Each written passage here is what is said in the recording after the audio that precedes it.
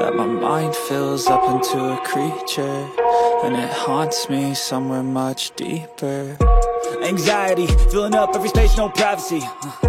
And silently, it could build and build until you finally see. Hai sob, apa kabar nih? Santuy kan? Nah, untuk mengisi kesantuyan sobat semua dan banyak juga yang request untuk kita lanjut kisah Sakamoto di animenya, maka inilah kisah Sakamoto untuk episode ketiga dan keempat. Tak perlu berlama-lama lagi, siapkan semua kebrutalan kalian. Yuk langsung aja kita masuk ke alur cerita animenya. Pertikaian kecil antara Shin dan Saotang menjadi scene pembuka di episode kali ini cuy. Shin rupanya mempermasalahkan kedatangan Saotang yang datang sangat terlambat di hari itu. Gadis tersebut baru datang 2 jam setelah toko kelontong dibuka. Hal inilah yang membuat Shin merasa cukup kesal. Tak hanya itu, etos kerja yang dimiliki Saotang juga sangat berbanding terbalik dengan Shin. Pasalnya, untuk sekedar menyusun produk di rak toko pun, gadis tersebut masih cukup kesulitan. Karena alasan itulah, Shin sempat meragukan Saotang yang dinilainya belum pernah memiliki pengalaman bekerja sekalipun. Tak terima dengan tuduhan tersebut, Saotang dengan polosnya malah berdalih jika sebelumnya ia sempat bekerja untuk sang ayah. Yang mana kali itu ia membantu ayahnya menggali lubang besar dan menempatkan sejumlah kantong misterius di dalamnya. Mendengar alibi tersebut, Shin pun dengan cepat mengadukan ketidakbecusan Saotang pada Sakamoto. Namun tak seperti biasanya, pria gemuk itu malah kini mengatakan bahwa kedua karyawan tersebut telah salah dalam bekerja. Shin tak semestinya berkata kasar pada yang lain, sedangkan Saotang diharuskan meminta maaf atas keterlambatannya dalam bekerja. Tak cukup sampai di situ, Sakamoto juga turut memerintahkan Shin dan Saotang dengan tugas lainnya yang harus segera mereka kerjakan. Sontak, Shin dan Saotang yang mendengarnya pun langsung merasa janggal dengan bosnya saat ini. Sakamoto yang biasanya begitu pendiam bahkan terkesan cuek, sekarang malah berubah menjadi sosok yang banyak bicara dan terdengar memiliki gaya bicara yang berbeda dari biasanya. Melihat sikap bosnya yang berubah drastis, Shin pun merasa semakin aneh dengan Sakamoto. Terlebih ia juga sempat cukup lama bekerja dengan pembunuh bayaran legendaris tersebut ketika sama-sama masih berkutat di dunia hitam. Dan insting Shin pun terbukti. Karena tak lama kemudian muncul sosok Sakamoto lainnya yang datang ke toko. Namun Sakamoto yang kali ini memiliki pembawaan yang pendiam dan terkesan cuek dengan kondisi di sekitarnya, ia bahkan nampak tak peduli dengan keberadaan sosok gemuk yang menyerupai dirinya di toko. Menariknya, tepat ketika Sakamoto yang baru datang itu mulai membaca-baca koran, tiba-tiba saja Sakamoto yang lain mencoba menusukkan pisau pada sosok yang ada di depannya. Namun dengan cepat, serangan itu bisa dihindari dengan cukup mudah. Hingga pada akhirnya dua sosok Sakamoto itu pun saling terdiam dengan posisi mengunci satu sama lain. Dari sinilah terungkap ternyata sosok Sakamoto yang dari tadi banyak bicara rupanya adalah jelmaan dari Nagumo. Sosok pembunuh bayaran sekaligus kawan lama Sakamoto yang memiliki kemampuan berkamuflase menjadi karakter lain. Kesal karena merasa telah dikerjai, Shin dan Saotang pun lalu menghajar Nagumo dan mengikatnya di kursi. Dalam momen tersebut, Nagumo yang sudah cukup lama tak berjumpa dengan Sakamoto lalu mengabarkan soal edaran baru dari organisasi GAA, di mana kepala Sakamoto kini dihargai 1 miliar yen atau 100 miliar rupiah. Meski secara resmi GAA belum merilis sayembara tersebut secara online, namun Nagumo memperingatkan Sakamoto untuk lebih berhati-hati. Karena bagaimanapun juga, kabar mengenai pemburuan Sakamoto telah tersebar dengan cepat ke banyak pembunuh bayaran di luar sana. Dengan kata lain, keselamatan Sakamoto bisa saja dalam bahaya sewaktu-waktu. Sebab para pembunuh bayaran di luar sana kini mulai mencari pria gemuk tersebut. Tak lama berselang, pesanan pizza atas nama Sakamoto pun datang dan langsung disambut dengan sangat girang oleh Saotang. Namun tidak dengan Shin, ia justru merasa janggal dengan sosok pengantar pizza yang datang kali ini. Terlebih instingnya sempat menangkap adanya hawa jahat dari pria tersebut. Lagi dan lagi, insting Shin pun terbukti. Karena ternyata pria pengantar pizza yang datang kali ini rupanya adalah sosok pembunuh bayaran yang ingin menghabisi Sakamoto. Dengan mengancam akan membunuh Nagumo, pria pengantar pizza itu terus menggertak Sakamoto untuk segera menyerahkan dirinya. Namun di luar dugaan, Nagumo yang saat itu berada di bawah ancaman dan dalam kondisi terikat, tiba-tiba saja mampu melepaskan diri dan berbalik mengancam akan membunuh pria pengantar pizza tersebut. Sontak, aksi itu pun langsung dihentikan oleh Sakamoto yang sedari awal memang telah berjanji untuk tidak membunuh siapapun. Seolah menghargai keputusan kawan lamanya, Nagumo pun akhirnya menuruti permintaan Sakamoto untuk tidak membunuh pria pengantar pizza tadi. Ia juga kembali memperingatkan Sakamoto untuk lebih berhati-hati. Karena bisa saja sosok pembunuh bayaran yang datang berikutnya mungkin akan lebih hebat dari sekedar tukang antar pizza. Sakamoto juga dinilai telah membelot dengan pensiun dini sekaligus juga baru menghabisi komplotan gangster dan ins yang notabene sempat memburu Saotang sebelumnya. Alasan itulah yang membuat kemunculan Sakamoto telah benar-benar menarik perhatian dari pihak JAA, termasuk para pembunuh bayaran di luar sana. Di waktu yang sama, semua peristiwa yang terjadi di toko kelontong Sakamoto ternyata telah diamati oleh organisasi JAA. Melalui kamera tersembunyi yang ada di dalam kotak pizza, orang-orang berpengaruh dari berbagai kelompok gangster itu pun perlahan mulai memahami bagaimana kehebatan Sakamoto. Dari sini juga terungkap, rupanya sosok pengantar pizza tadi merupakan salah satu pembunuh bayaran yang disuruh oleh JAA. Tak hanya itu, salah satu bos dari kelompok Don Denkai juga mengungkapkan tentang masa lalu dari Sakamoto, yang mana pembunuh bayaran legendaris itu dulunya merupakan anggota kelompok The Order, sebuah organisasi misterius yang telah lama menjadi mitos urban. Dengan demikian, secara tak langsung dapat disimpulkan bahwa Sakamoto merupakan bagian dari sebuah organisasi paling ditakuti sekaligus juga sosok yang tak bisa dipandang remeh. Belum juga selesai membahas tentang masa lalu Sakamoto, pria gemuk yang dihargai 1 miliar yen itu tiba-tiba mengancam para anggota JAA. Ia agaknya telah menyadari keberadaan kamera tersembunyi dalam kotak pizza yang didapatnya. Melalui tangkapan kamera tersebut, Sakamoto mengingatkan agar JAA tak perlu lagi menguntit kehidupannya. Karena jika tidak, maka ia tak akan ragu untuk menghabisi siapapun yang mengusik ketenangannya. Keesokan harinya, obrolan soal serangan pengantar pizza kemarin menjadi hal yang cukup serius dibicarakan oleh Shin dan Sakamoto. Terutama mengenai pengumuman resmi yang telah dirilis oleh JAA sebagaimana pesan Nagumo sebelumnya. Karena alasan inilah, Shin merasa khawatir pada keselamatan Sakamoto dan keluarganya. Namun alih-alih tak mau mengkhawatirkan semua risiko tersebut, Sakamoto justru terkesan cukup tenang menghadapi semua ancaman yang mungkin saja datang sewaktu-waktu padanya. Di tengah obrolan tersebut, Aoi dan Hana tiba-tiba datang dengan cukup girang. Keduanya telah menantikan momen keseruan berlibur mereka sebagaimana yang telah dijanjikan oleh Sakamoto sebelumnya, yang mana mereka berencana untuk pergi ke taman hiburan favorit Hana. Menyadari hal tersebut, Sakamoto yang benar-benar lupa kini mau tak mau harus menuruti permintaan dari istri dan anaknya itu. Sakamoto dan keluarganya pun mengunjungi salah satu taman bermain bersama dengan Shin dan Saotang. Berbeda dari biasanya, kepergian mereka kali ini jelas tak seru seperti sebelumnya. Karena bagaimanapun juga, kekhawatiran akan datangnya sosok pembunuh bayaran masih ada dalam benak Shin, Saotang, dan tak terkecuali Sakamoto itu sendiri. Dengan mengandalkan kemampuan esper miliknya, Shin mengawasi situasi di sekelilingnya, terutama dari pikiran setiap pengunjung yang ada di sana. Dan terbukti, salah satu orang yang berpenampilan sebagai petugas kebersihan memiliki aura yang negatif dan teridentifikasi berniat untuk membunuh Sakamoto. Berbekal alat komunikasi kecil yang mereka gunakan, Shin memberitahu Sakamoto mengenai keberadaan dari sosok yang akan membunuhnya. Dengan sangat tenang, pria gemuk itu tak hanya sekedar menghalau serangan dari petugas kebersihan itu saja, melainkan Sakamoto juga bisa dengan mudah melumpuhkan pembunuh bayaran itu hanya dengan sebuah pulpen. Namun dia bukanlah satu-satunya pembunuh bayaran yang memburu Sakamoto. Karena faktanya di waktu yang sama juga masih ada sosok pembunuh bayaran lainnya yang juga sedang mengawasi gerak-gerik pria gemuk itu.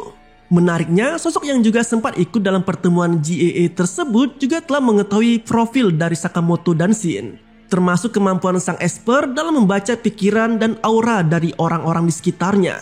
Atas dasar itulah, pria yang diketahui bernama Tatsu itu pun memutuskan untuk tidak terlalu memikirkan rencana pembunuhannya. Hal itu ia lakukan agar tidak terdeteksi oleh Shin melalui kemampuan membaca pikirannya. Hasrat membunuh dalam diri Tatsu ternyata tak sedikit pun tercium oleh Shin yang notabene sedang berada sangat dekat dengannya. Hingga pada akhirnya niat busuk itu pun bisa diketahui oleh Shin tepat ketika mereka menaiki wahana roller coaster. Tatsu yang saat itu hendak melancarkan aksinya langsung terdeteksi oleh kemampuan Esper yang dimiliki Shin. Beruntung, meski sempat ditembak, namun peluru berhasil meleset setelah mengenai kacamata Sakamoto. Shin yang tak ingin keadaan semakin kacau, akhirnya nekat meninggalkan tempat duduknya dan berusaha menyerang balik si Tatsu. Pertarungan kedua pembunuh bayaran itu pun tak terhindarkan. Dalam momen tersebut, Shin berulang kali mencoba membaca pikiran Tatsu, namun agaknya pembunuh bayaran itu cukup cerdik dalam menyembunyikan niat busuknya. Alhasil sang Esper pun kesulitan dalam meladeni serangan musuh yang dihadapinya saat ini. Meski sempat mencoba menghindar dari serangan kunai yang dilemparkan oleh Tatsu, Shin pada akhirnya harus mendapatkan luka kecil setelah salah satu kunai berhasil mengenai pahanya. Namun bukan soal ukuran luka yang menjadi penghambat bagi Shin, melainkan efek racun yang tersemat dalam kunai itulah yang seketika membuat fokus pandangan dari Shin mulai terganggu. Dalam kondisi terpuruk, Shin hanya bisa menerima serangan demi serangan Tatsu hingga pada akhirnya mereka pun jatuh ke salah satu panggung yang sedang mengadakan pertunjukan. Di luar dugaan, insiden jatuhnya Shin dan Tatsu ke panggung malah menjadi momen bagi sang Esper dalam membalikkan keadaan. Dengan mengenakan kostum karakter Sugar Bunny, Shin mengungkapkan bahwa pandangannya kini telah membaik dan siap menyerang Tatsu habis-habisan. Secara mengesankan, Shin dari balik kostum Sugar Bunny-nya ternyata mampu memberikan sejumlah serangan yang membuat Tatsu kewalahan. Konyolnya, aksi pertarungan mereka malah disambut antusias dari para penonton di sekitar panggung itu. Tak terkecuali dengan anak-anak yang notabene sangat mengidolakan karakter Sugar Bunny. Mendapat serangan yang merepotkan, Tatsu jelas merasa keheranan sendiri dengan kehebatan Shin. Namun siapa sangka, aksi perlawanan Shin tak serta-merta dilakukannya seorang diri. Karena faktanya, dari bangku penonton ada Sakamoto yang memberi instruksi pada karyawannya tersebut. Berbekal alat komunikasi yang mereka gunakan, Sakamoto seolah mampu mengendalikan Shin dan menjadikannya sebagai mesin pembunuh yang sangat mematikan bahkan dalam kondisi mata yang tertutup sekalipun. Dalam sekejap, intimidasi yang dilakukan Tatsu seketika berubah menjadi pertarungan yang sangat epik dan berakhir dengan kemenangan telak bagi sang Esper. Seluruh penonton pun bersorak atas aksi memukau yang disajikan di panggung tadi. Agaknya tak ada satupun penonton yang menyadari bahwa aksi tersebut merupakan pertarungan sungguhan.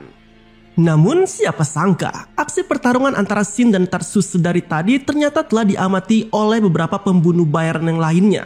Di antaranya adalah Boylet dan Obiguro. Kedua pembunuh bayaran tersebut agaknya memiliki kemampuan yang jauh melebihi Tatsu. Hal itu terlihat dari penilaian yang mereka lakukan pada hasil pertarungan tadi. Usut punya usut, ketenaran duo pasangan Boylet dan Obiguro juga telah tersebar luas di kalangan para pembunuh bayaran. Terlebih aksi mereka yang berhasil menghabisi 100 orang dalam pertarungan antar gangster 2 tahun yang lalu. Di sisi lain, efek racun yang ada pada mata Shin kini tengah diobati oleh Saotang. Berbekal obat penawar yang diambil paksa dari Tatsu, Saotang sedikit demi sedikit mulai meneteskan obat tersebut ke mata Shin.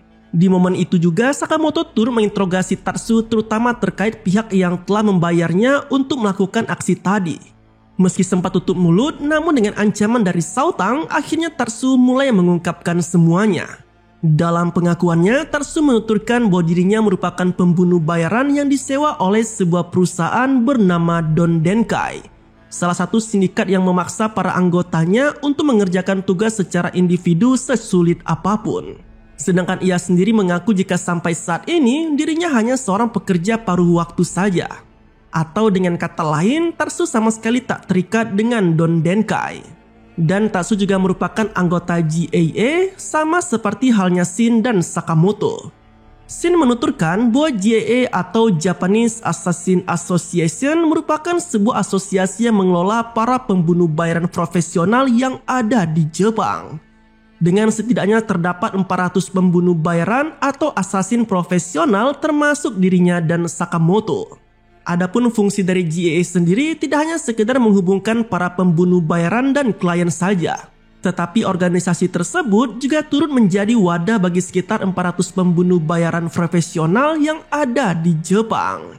Sialnya, masa keanggotaan JAA yang berlaku seumur hidup itu justru kini telah menjadi petaka bagi Sakamoto dan Shin. Pasalnya, mereka sekarang harus menjadi buruan dengan bayaran tinggi menyusul peraturan yang berlaku dalam organisasi tersebut. Tak lama kemudian datang Aoi dan Hana yang mengajak mereka semua untuk kembali mencoba wahana lainnya yang ada di sana. Shin yang memang telah bersumpah untuk tidak membunuh siapapun malah kini memberikan Tatsu kunainya kembali. Alih-alih agar pria berambut putih itu jera dan bisa segera membebaskan dirinya. Sontak sikap tersebut langsung membuat Tatsu terdiam. Seolah ia benar-benar tak percaya dengan perubahan sikap Shin yang menjadi begitu baik dan mau membiarkannya tetap hidup. Belum usai dengan rasa kagumnya pada sikap Shin, kini gantian Hana yang membuat Tatsu terkesan oleh sikapnya. Bagaimana tidak, Hana yang begitu polos tiba-tiba menempelkan plester luka pada lengan Tatsu. Sembari menyanjung pria tersebut yang nilainya telah memperlihatkan aksi mengagumkan di panggung tadi. Agaknya Hana memang benar-benar sama sekali tak menyadari bahwa pria yang ada di depannya itu adalah seorang pembunuh bayaran. Sementara aksi melawan karakter Sugar Bunny tadi dianggapnya hanya sekedar pertunjukan belaka. Tanpa terasa satu demi satu wahana pun telah dinaiki oleh Sakamoto dan keluarganya. Hingga kemudian mereka pun mencoba wahana terakhirnya yaitu rumah hantu. Menyadari bahwa tempat tersebut sangat berpotensi memunculkan banyak ancaman dari pembunuh bayaran, Shin dan Sakamoto pun mulai bersiaga. Sesuai dugaan yang telah diduga-duga, mereka yang baru memasuki rumah hantu pun langsung mendapat serangan dari seorang pembunuh bayaran yang ada di sana. Beruntung, Sakamoto yang menyadari bisa dengan mudah melumpuhkan pria tersebut hingga tak berkutik. Namun tanpa sepengetahuan mereka, seluruh gerak-gerik Sakamoto ternyata telah diamati oleh Boylet dan Obiguro. Melalui kamera CCTV yang ada di rumah hantu, pasangan pembunuh bayaran itu pun mulai membicarakan tentang Sakamoto. Terutama masa lalunya yang notabene bukanlah orang jauh dari Boylet. Dalam kilas balik, Boylet dan Sakamoto yang sama-sama masih remaja rupanya pernah cukup dekat atau bisa dibilang kedan kental. Ketika mereka berada di pusat pelatihan pembunuh bayaran GCC atau Japan Clear Creation. Namun tidak hanya beda satu angkatan saja, keduanya juga memiliki pembawaan karakter yang jauh berbeda. Di mana Sakamoto yang berbakat dan memiliki tampan rupawan telah menjadi idola bagi semua orang. Sedangkan Boylet yang tengil dan sok akrab justru seakan tak pernah dipandang oleh yang lainnya.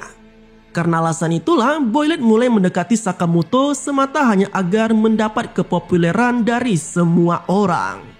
Saking famousnya, Sakamoto bahkan sampai mendapat banyak sekali coklat dari para gadis di GCC saat momen Valentine.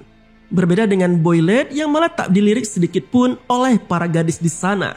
Hal itulah yang perlahan mulai membuat Boylet menjadi iri. Tak hanya soal prestasi saja, tetapi juga menyangkut ketenaran Sakamoto selama di GCC.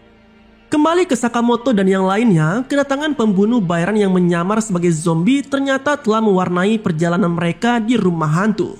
Konyolnya, Saotang yang notabene takut hantu malah mensiasatinya dengan meminum ramuan peninggalan leluhur berupa alkohol berumur tua.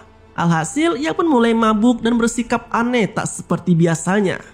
Tak lama berselang, serangan pun kembali datang dari kawanan zombie yang muncul dari ruangan lainnya.